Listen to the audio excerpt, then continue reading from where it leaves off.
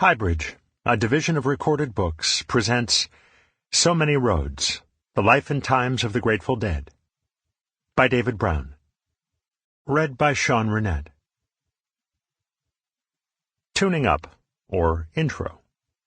Leave it to the ever-perceptive mountain girl, also known as Carolyn Adams, to articulate one of the goals for this book better than I could at the time.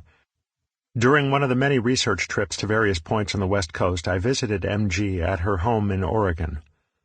Not for the first time, she welcomed yet another writer wishing to pick her brain about the dead and her relationship with Jerry Garcia. As we sat down at her dining room table, a tape of a vintage Dead concert playing in the background, I told her I was also in search of not merely the story and music of the band, but a bigger picture as well, their fascinating dynamic. To clumsily show what I meant, I put my two hands together, interlocked my fingers, pulled them apart, and joined them together again. "Oh, that's the mystery," she said, picking up on what I was trying to get at. "How those guys did what you just did with your fingers. How did they get together and relate to each other?" Then she partly answered her own question. They really worked on it. They wanted it badly. They were glued to the enterprise. The how and why of that enterprise has captivated me since I first discovered the Dead's music. Actually, I saw the Dead before I heard them. In the early 70s, when I was just a little kid, I came across one of those early rock history books in a local library in my New Jersey shore town. Flipping through it, I came upon a photo of the Dead circa 1969, the lineup that included both Pigpen and Tom Constantin. They looked like a welcoming bunch of hippie cowboys, and I was as intrigued by the photo as only a kid who grew up with Old West myths and pop music could be.